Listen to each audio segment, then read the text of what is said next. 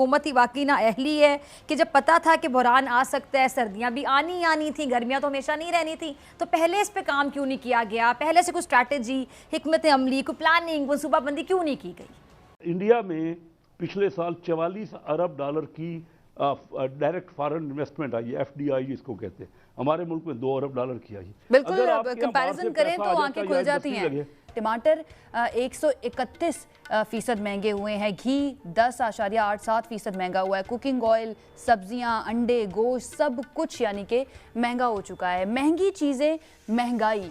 वजारत ख़जाना की तरफ से जारी करदा जो एदाद-ओ-शुमार हैं उनके मुताबिक मुल्की मईशत महंगाई के दबाव का शिकार है और गुज़िश्ता दो महीने में महंगाई में इजाफा हुआ। उसके बाद यह है कि दोनों ममालिक के दरमियान ट्रस्ट डेफिसिट भी है, सी पैक्स लो है।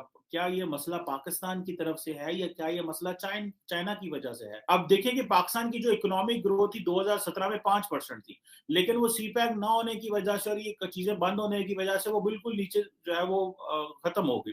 जय हिंद, स्वागत है आप सबका दी तथ्य न्यूज़ में। साथियों, पहले जो इनके यहाँ पे 11-12% की महंगाई चल रही है वो तो चल ही रही है। उसके बाद सऊदी अरेबिया की ऐसे शर्तें रख देना, आईएमएफ का जो है वो पूरा स्वतंत्र हो जाना, आईएमएफ सॉरी स्टेट बैंक का जो है पूरा तरीके से स्वतंत्र हो जाना। उसके बाद अब जो चाइनीज़ थे, जो इनका एकमात्र सहारा थे पाकिस्तानियों का, वो भी पीछे उनका हट जाना। एक तो स्टेट बैंक उधर पूरा चला गया, उनके हाथ पूरी पावर चली गई आईएमएफ के हाथ में स्टेट बैंक की। चाइनीज़ पीछे हट गए, चाइनीज़ अब इनको पैसा नहीं दे रहा है। चाइनीज़ इनके एक ही जो थे वो सोर्स ऑफ इनकम थे पिछले कुछ सालों में, या हम कह लें पिछले 1 दशक से ज़्यादा में, वो भी अब पीछे हट गए। सीपैक का काम रुका पड़ा, बाकी जो इनके यहाँ रेलवे वगैरह में रुका पड़ा था। और इसी के साथ साथ में जो चाइना से माल पाकिस्तान जाता था यानी पाकिस्तान इंपोर्ट करता था, उसमें भी गिरावट आई है। इन सब वजह से चाइना और ज़्यादा खिसिया गया। तो पूरी चीज़ के उधर हम चलते हैं, आप चैनल को सब्सक्राइब करके बेल आइकन दबा लें।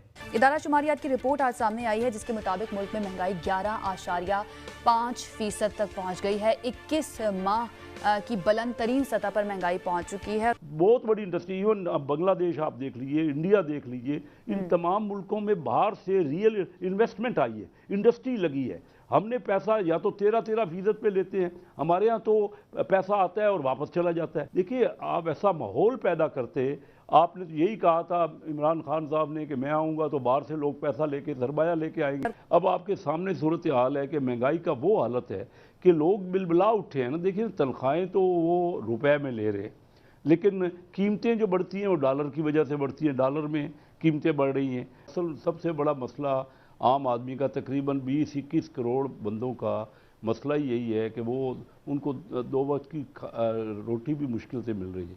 वो दवाएं लें, वो अपने लिए बिजली का बिल पे करें, या लोग इम्पोर्टेड गैस आएगी और साथियों, पाकिस्तान की तो हालत कैसी है ये सब आप अच्छी तरीके से जानते हैं, लेकिन चाइना भी चाहे जितना भी बोल ले, लेकिन इस समय सबकी हालत टाइट है। चाइना की तो खासकर हम देखें तो यूएस में और चाइना में ना एक बहुत बड़ा डिफरेंस, जो हम लोग कहते थे कि चाइना सरपास कर रहा है, लेकिन इधर एक बहुत बड़ी खास तौर पर कोविड काल में बहुत बड़ी जो दिक्कत आई वो ये थी, यूएस का आप देखिए ना तो ज़्यादातर जो सोर्स ऑफ इनकम है, ज़्यादातर वहाँ पे टेक कंपनीज़ हैं, है ना।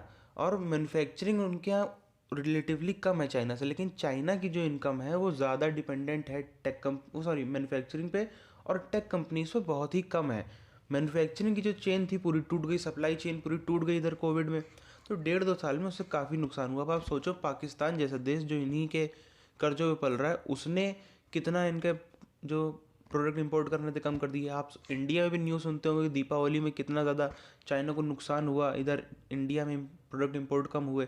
तो वो चीज़ चल रही है, वो दुनिया में हर जगह चल रही है। तो इसकी वजह से चाइना को बहुत बड़ा घाटा लगा, क्योंकि वो अभी भी अपनी जो इकोनॉमी है, जो सोर्स ऑफ इनकम है, वो उसको मैन्युफैक्चरिंग से दूसरी जगहों पर शिफ्ट नहीं कर पाया है ना। उनका टूरिज़्म ठीक है, अच्छा है, लेकिन उतना भी अच्छा नहीं है कि पूरी इकोनॉमी उनकी उसके दम पे चल जाए, या टेक कंपनीज उनकी उतनी अच्छी नहीं कि पूरी इकोनॉमी उसके दम पे चल जाए। मेन वो चलते हैं मैन्युफैक्चरिंग के दम पर ही। और इसी के साथ साथ में अभी आप देखिए, चंद दिन पहले इंडिया, रशिया और जो चाइना है, इन तीनों के फॉरेन मिनिस्टर्स की एक वीडियो कॉन्फ्रेंस के थ्रू में एक मीटिंग हुई, जिसमें आप देखिए हमारे जयशंकर साहब भी शामिल थे, फॉरेन मिनिस्टर। तो उसमें जो चाइना का जो फॉरेन मिनिस्टर था, उसने एक चीज़ पर बड़ा जोर दिया कि इंडिया से, उन्होंने जयशंकर साहब से ये बात कही कि डेमोक्रेसी के ट्रैप में मत फंसिए, या फिर और लोगों को भी बोला कि आप औरों को भी समझाइए कि डेमोक्रेसी के ट्रैप में मत फंसे। इसका मतलब क्या है, जो इस महीने यानी कि दिसंबर की 9-10 तारीख को यूएस डेमोक्रेसी का समिट कर रहा है, जिसमें चाइना और रशिया दोनों ही नहीं इन्वाइटेड है। और क्यों इन्वाइटेड होंगे जब वो दोनों डेमोक्रेटिक कंट्रीज़ नहीं है, वो सिर्फ डेमोक्रेटिक कंट्रीज़ को बुला रहे हैं, तो ये दोनों कंट्रीज़ को नहीं बुलाया गया है। ये हो गई पहली बात, इन दोनों को नहीं बुलाया गया। और कई और कंट्रीज़ को नहीं बुलाया गया, आप जानते होंगे, जैसे जिसमें इजिप्ट शामिल है, जिसमें तुर्की शामिल है, जिसमें बांग्लादेश है, जिसमें श्रीलंका है, ऐसे और फलाना फलाना देश हैं जिनको नहीं बुलाया गया है। इंडिया को तो बुलाया गया, पाकिस्तान को बुलाया गया, लेकिन पाकिस्तान नाराज उस बात से। तो इस बात से चाइना बहुत ज़्यादा खिसियाया हुआ है और ताइवान को बुला लिया है। सबको पता है ये बात कि वो डेमोक्रेसी है, चाइना डेमोक्रेसी नहीं है, ये तो ऑफिशियल बात है।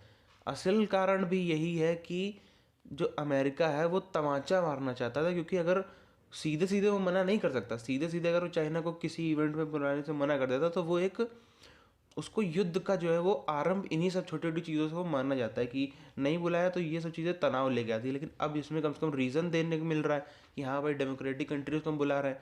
असल कारण सबको पता है, सिर्फ और सिर्फ यही है कि ताइवान को जो है वो, अब अमेरिका बहुत ज़्यादा सीरियस हो गया ताइवान को इशू को लेकर। अब अमेरिका चोट पहुंचाना चाहता है चाइना को। और ये चीज़ अब आपने कुछ दिन पहले ही वो भी चीज़ देखी होगी, जब जो बाइडेन और जिनपिंग के बीच में एक मीटिंग हुई, तकरीबन 3 घंटे की मीटिंग चली, उसमें भी दोनों में इस बात पे रंजिश हो गई थी। दोनों ने एक दूसरे को वार्निंग तक दे डाली थी कि जो चाइना, उसने कहा था कि आप ताइवान के मामले में इंटरफेयर नहीं करेंगे यूएस से, और यूएस ने कहा था ठीक है, लेकिन उसके लिए आपको भी जो है वो अपनी लिमिट नहीं क्रॉस करनी पड़ेगी। इसके बाद जो सूत्रों से खबर आ रही कि बड़ा मुंह बन गया था जिनपिंग का, लेकिन बहरहाल वो चीज़ वहीं पर ख़त्म हो गई। इसके बाद जिनपिंग कुछ इस चीज़ का जवाब नहीं दे पाया, खिसियाया तो था ही लेकिन जवाब नहीं दे पाया। उसी के बाद से ये सब ताइवान एवन को बुलाने वाला जो है सिलसिला चल रहा है। इन सब के चक्कर में क्या है ना, अब आप देखिए तो वाकई में चाइना थोड़ा सा बैकफुट पर गया है। 2 साल पहले नहीं था, 2 साल पहले आप देखिए तो चाइना दूसरे दूसरे देशों में था। अभी चाइना थोड़ा सा बैकफुट पर गया है। चाइना के थोड़ा इधर खर्चे भी हो रहे हैं, आपने सुना होगा, जैसे कि जो युगांडा एयरपोर्ट है उसको चाइना ने एक्वायर कर लिया। तो ऐसे इन सब चीज़ों की वजह से जो देश हैं जहाँ पे चाइना ऐसी प्रॉपर्टी एक्वायर कर रहा है वो भी इनके खिलाफ हो रहे हैं। भाई आप किसी की प्रॉपर्टी ऐसे उसको फंसा के, कर्जा दे दे के फंसा के उसकी प्रॉपर्टी कब्जा कर लोगे तो नाराज़ तो हो गई। बहरहाल आपकी क्या राय है नीचे कमेंट करके बताइए। मिलते हैं आपसे आने वाली वीडियोज़ में, तब तक के लिए जय हिंद।